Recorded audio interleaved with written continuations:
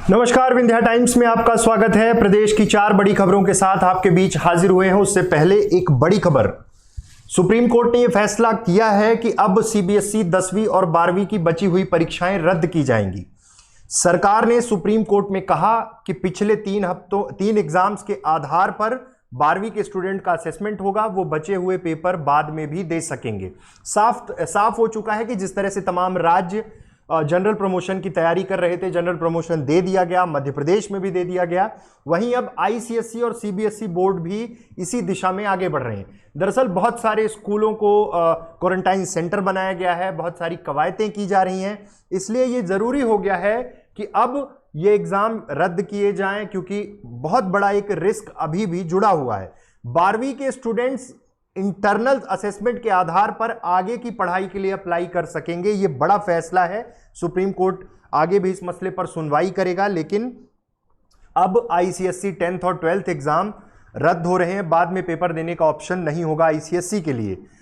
10th और 12th के देखा जाए तो तकरीबन 29 सब्जेक्ट के पेपर बाकी थे। इनके एग्जाम 1 से 15 जुलाई के बीच में होने थे, लेकिन अब यह फैसला हो चुका है कि जनरल प्रमोशन की तैयारी है। एक तरह से सुप्रीम कोर्ट ने क्या कुछ कहा, ये आपको बताते हैं।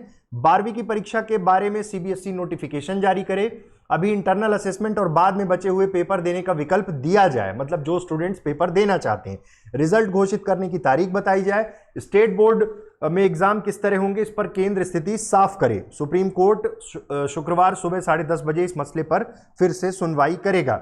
बहुत सारे एग्जाम इसी चक्कर में अब रद्द होने जा रहे हैं, क्योंकि मामले लगातार बढ़ रहे हैं। स्कूल क्वारंटाइन सेंटर बना दिए गए हैं।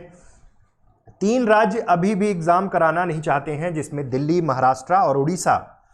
और साफ है कि आगे कुछ बड़े एग्जाम्स होने हैं, जेईई मेन, नीट, इन सब पर भी खतरा मंडरा रहा है। आगे देखना होगा कि कैसी परिस्थितियां निर्मित होती हैं।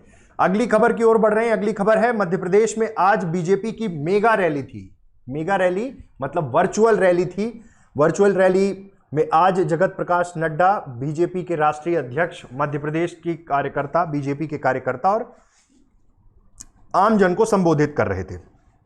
रैली में दावा किया गया कि करोड़ों की संख्या में लोग इस रैली को देख रहे थे, सुन रहे थे। कल से बीजेपी युवा मोर्चा, बीजेपी के तमाम संगठन, सांसद, विधायक सब इस तैयारी में थे। वीडियो मैसेजेस रिलीज हो रहे थे। और अब जब ये रैली हुई तो इस रैली में एक बड़ा मुद्दा निकलकर सामने आया। जेपी नड्डा ने आरोप लगाया कि राजीव गांधी फाउंडेशन को चीन की संस्थाओं से पैसा मिला। देश जानना चाहता है कि किस उद्देश्य से यह पैसा मिला। भाजपा अध्यक्ष ने ये आरोप लगाए। मोदी सरकार के दूसरे कार्यकाल का 1 वर्ष पूरा होने के अवसर पर ही वर्चुअल रैली का संबोधन किया। तमाम बातें हुई। ट्रिपल तलाक के साथ साथ राम मंदिर का मुद्दा रहा, 370 की बात हुई, लेकिन साफ तौर पे उन्होंने यह आरोप लगाया कि अगस्त 2017 में जब चीन और भारत आमने सामने थे, तब राहुल गांधी चीन के राजदूत के साथ गुपचुप मुलाकात कर रहे थे। कांग्रेस पर आरोप लगा है। उन्होंने साफ तौर पे कहा कि राजीव गांधी फाउंडेशन की चेयरपर्सन सोनिया गांधी हैं, कई वरिष्ठ कांग्रेसी इसमें हैं।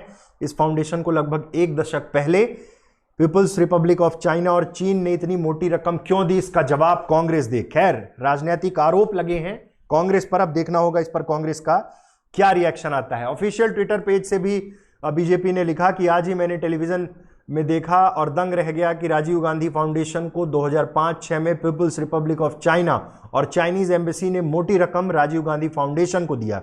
यह है चाइना और कांग्रेस का गुपचुप रिश्ता। ट्विटर में ऑफिशियल पेज पर जेपी नड्डा की तरफ से यह बयान जारी किया गया।